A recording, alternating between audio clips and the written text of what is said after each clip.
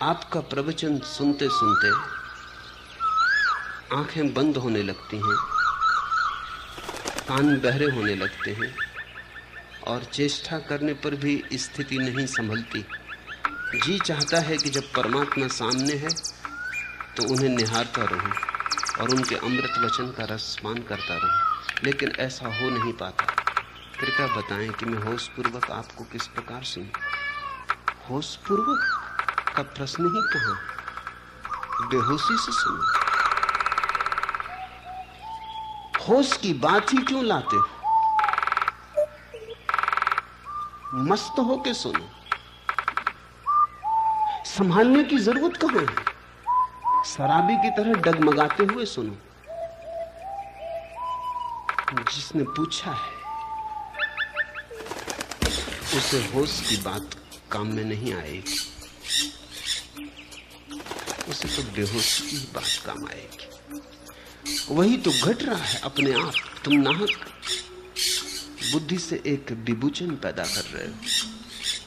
सुनते सुनते आंख बंद होने लगती है। इसका अर्थ साफ है कि सुनाई पड़ रहा है और आंखें बंद हो रही हैं, क्योंकि जो मैं कह रहा हूं वो भीतर ही देखा जा सकता है। अगर तुम मुझे देखना चाहते हो तो आंख बंद करके ही देख पाओगे। आंख खुली रखी तो डोला दिखाई पड़ेगा, दुल्हन दिखाई नहीं पड़ेगी। सुन रहे हो, इसीलिए आंख बंद हो रही। अब तुम कहीं चेष्टा करके आंख मत खोलना। जबरदस्ती आंख खोलना चाहो तो खोल सकते हो, लेकिन तुम चूक जाओगे। अमृत हाथ में आते आते वंचित हो जाओगे। सुन रहे हो, इसीलिए कान बहरे होने लगते, क्योंकि जो मैं तुम्हें कह रहा हूं वो शब्द ही नहीं, उस शब्द में छिपा शून्य भी।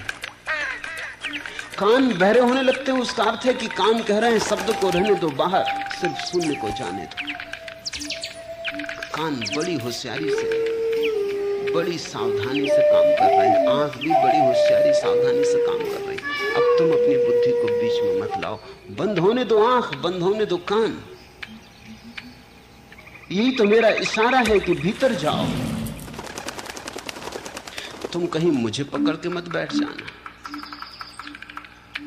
कहीं तुम ये मत सोचना कि तो आंख बंद होने लगी, कान बंद होने लगे, ये तो सहारा बाहर से छूटने लगा। नहीं, यही तो तुम किनारे के करीब आ रहे हो, भीतर जा रहे हो, वही किनारा है।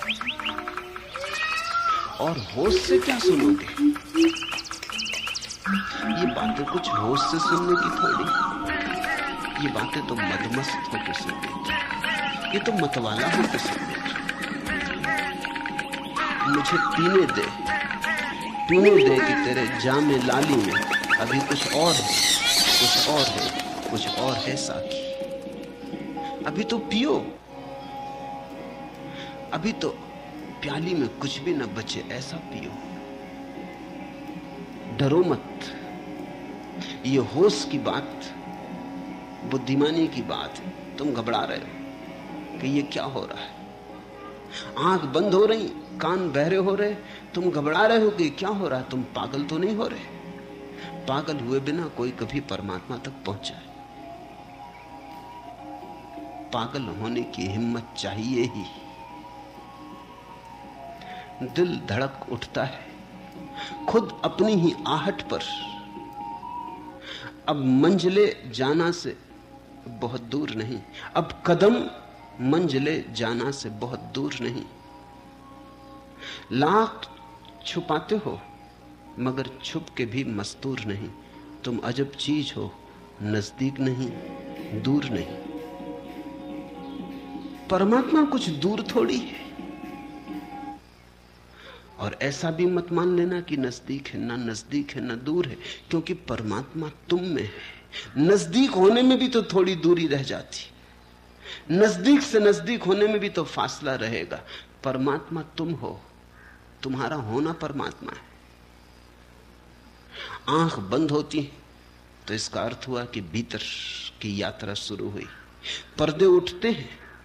संसार को देखना हो तो आंख खोल के देखना पड़ता, स्वयं को देखना हो तो आंख बंद करके देखना पड़ता। वास्तविक दर्शन तो आंख बंद करके ही उपलब्ध होते। आंख बंद हो जाती तो बाहर की तरफ सारी यात्रा समाप्त हुई, सारी ऊर्जा भीतर लौटी।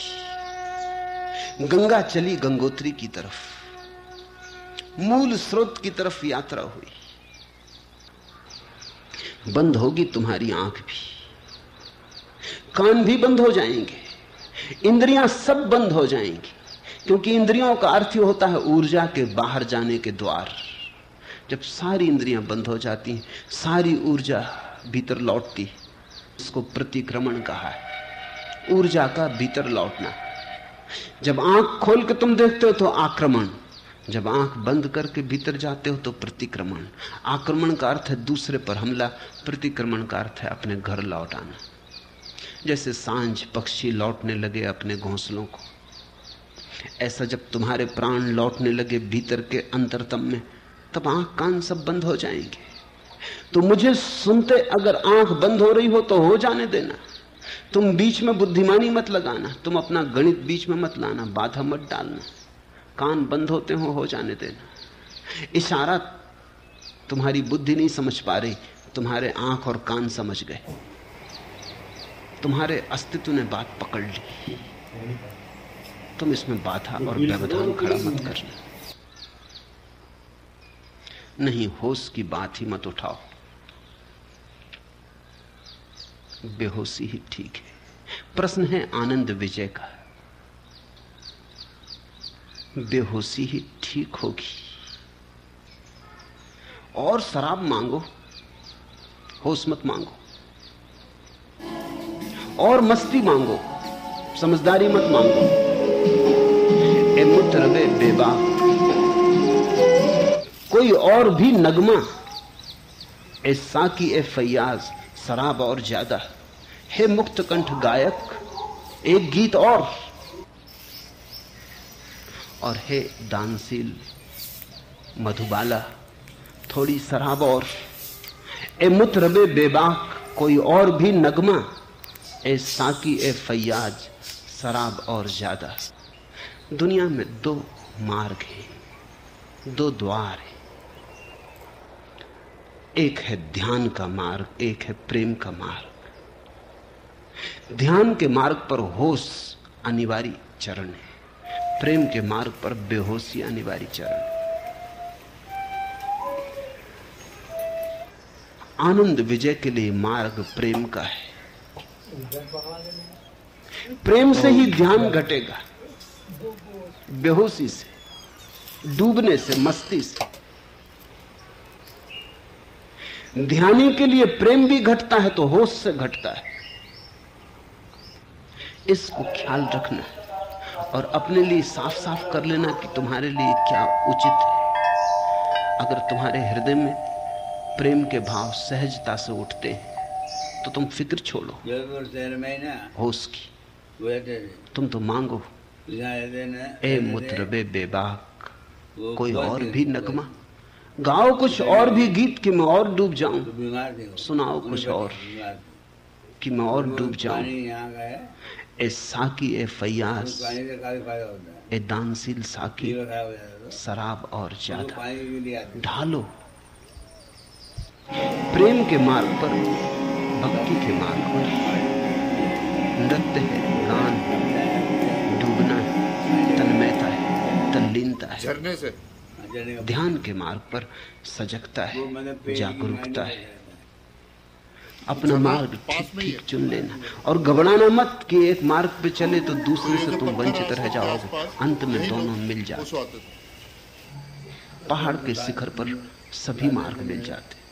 जो ध्यान से चलता है अंततः प्रेम को भी उपलब्ध हो जाता है, जो प्रेम से चलता है वो अंततः ध्यान को भी उपलब्ध हो जाता है। लेकिन दोनों के रास्ते बड़े अलग अलग हैं। परमात्मा जीवन के समस्त रंगों को देख लेने का नाम है, जीवन के समस्त रूप को देख लेने का नाम है। जीवन का जो परम आह्लाद में चमत्कारिक रूप है उसको पूरा का पूरा जी लेने का नाम है। परमात्मा कोई गंभीर उदास चेहरों की खोज नहीं, नाचते गाते लोगों की खोज। आज इतना है।